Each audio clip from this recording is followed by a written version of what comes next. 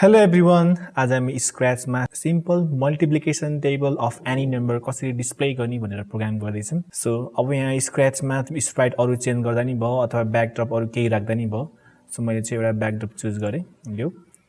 अनि जहिले पनि प्रोग्राम स्टार्ट गर्नुभन्दा पहिला हामी सधैँ व्हाइन ग्रीन फ्ल्याग तानेर राख्छौँ।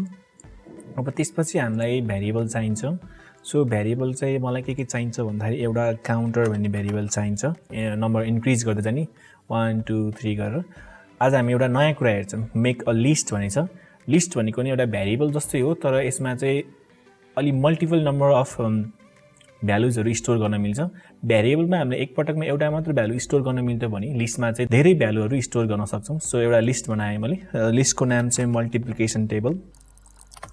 सो अब यसले लिस्ट पनि क्रिएट गरेँ। अब लिस्टको यहाँ आएको छ, यसलाई लिस्ट पनि डिस्प्ले गर्ने नगर्ने मिल्छ। काउन्टरलाई हाइड गर्छु म, अनि यसलाई अलिकति ठुलो गर्नु पर्ला। यसरी ड्र्याग गरेर अलिकति ठुलो गर्न सकिन्छ। सो अब हामी चाहिँ युजरलाई चाहिँ कुन नम्बरको टेबल देखाउँ त नि भनेर आस्क गर्नु पर्यो। सो सेन्सिङबाट फर्स्टमा आस्कलाई इन्टर टेबल नम्बर भने मैले टेबल नम्बर भने अभियसली आस्कसँगै एउटा एन्सर भेरिएबल आउँछ। युजरले जे भ्यालु दिएको हुन्छ त्यो चाहिँ एन्सरमा गएर बसेको हुन्छ।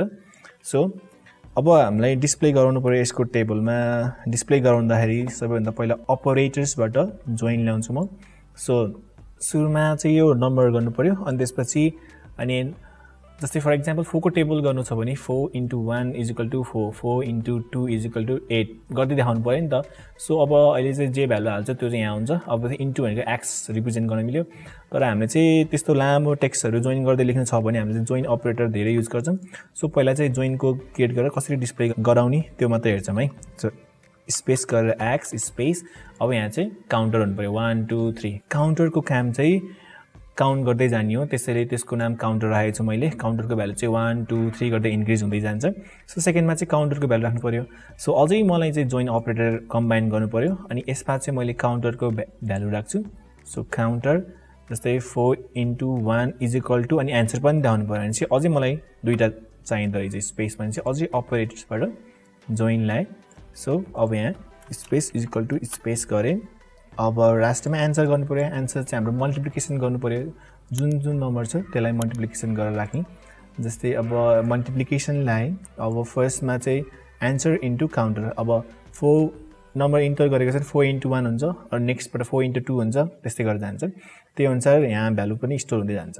सो सेन्सिङबाट एन्सर ल्याएँ मैले, अनि सेकेन्डमा भेरिएबलबाट counter. So actually simple test मात्र गरौँ है। सो मैले इन्टर गरेँ।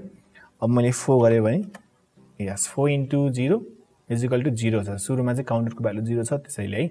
अब यो चिज चाहिँ मैले चाहिँ मेरो लिस्टमा एड गर्दै जानु पर्यो। मल्टिप्लिकेसन मेरो लिस्टको नाम चाहिँ अलि मल्टिप्लिकेसन टेबल हो।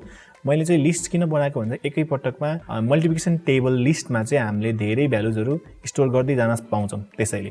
सो अर्को यहाँ लिस्ट बनाइसकेपछि add things to multiplication table भन्ने छ। सो यहाँ मैले एड गरेँ। अब यो चाहिँ मेरो टेबलमा एड हुँदै जान्छ है।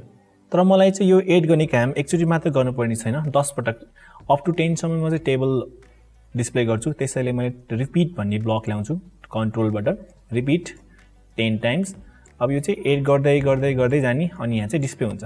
अब टेस्ट गरौँ है त। जस्तै मलाई 5 को टेबल चाहिएको छ नि, यी फास्ट रन भयो नि त होइन, अलिकति तल गरिदिउँ। अब यसमा चाहिँ सबैको भ्यालु 0 0 0 0 मात्र आएको छ। किन यस्तो भयो भन्दाखेरि मैले चाहिँ काउन्टरको भ्यालु इन्क्रिज गरेकै छैन नि त, त्यसैले। सो भ्यालु चाहिँ चेन्ज गर्दै जानु पर्यो। चेन्ज काउन्टर भ्यालु बाई 1 भनेछ।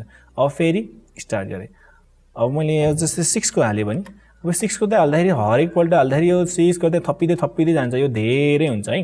सो जहिले पनि सुरुमा स्टार्टिङमा चाहिँ यो सबै खाली होस् भन्नको लागि चाहिँ यहाँ डिलिट अल गरौँ, डिलिट अल गरौँ। सो रन गरेँ। सो अब मैले 6 को गर्छु। अब 6 × 10 गर्छु। मेरो काउन्टरको भ्यालु लास्ट टाइम चाहिँ 10 सम्म पुगेको थियो, त्यहीँबाट स्टार्ट भयो। अब यो पनि काउन्टरको भ्यालु पनि जहिले पनि at the beginning of program काउन्टरको भ्यालु चाहिँ 1 हुनु पर्यो। सेट काउन्टर टु 0 छ, तर यसलाई मैले 1 गर्छु। सधैँ काउन्टरको भ्यालु स्टार्टिङ गर्दाखेरि 1 हुने भयो। स्टार्ट गरेँ। अब मैले 4 को हालेँ भने 4 × 4 1 2 गरेर 47 आयो। यसलाई अझै अलिकति राम्रोसँग इन्ट्रेस्टिङ गराउनलाई स्वाट आयो एकैचोटि टेबल। हल्का स्लोली आउनको लागि चाहिँ हामीले एउटा वेट 1 सेकेन्ड भनेर राख्न पनि सक्छौँ। यसको साइज चाहिँ अलिकति घटाएर यति राख्नु पर्यो अब यो क्याटले पनि हल्का यस्तो स्पिक गरेर टेबल भने यस्तो देखाउन मन लाग्यो भने अब मैले से ब्लक ल्याउनु पर्यो से ब्लक पनि यही लुप भित्र राख्नु पर्यो हो सो मैले यसलाई नै कपी गरेँ डुप्लिकेट गरेँ अनि यो क्याटको यो ओभल सेपमा राख्दै अब यति गरेपछि स्टार्ट गर्दाखेरि मैले 6 को टेबल चाहियो भने 6 इन्टर गरेँ 6 * 1 6 2 गरेँ अब यो अलिकति फास्ट गर्नु छ भने यो वेट फर 2 सेकेन्ड्सको सट्टामा 1 सेकेन्ड गर्दा भयो अलिकति फास्ट हुन्छ है अर्को ट्राई गरौँ जस्तै अब मलाई 9 को टेबल चाहियो भने 9 को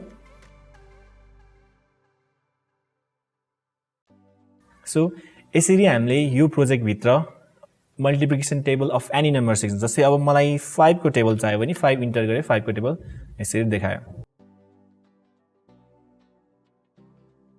त्यसै गरी मलाई 3 को टेबल चाहियो भने 3 इन्टर गरेँ 3 को टेबल यसरी डिस्प्ले गर्यो हो क्याटले से पनि गरिरहेको छ अनि लिस्टमा थपिँदै पनि गएको छ ओके थ्यांक यू एभ्रीवन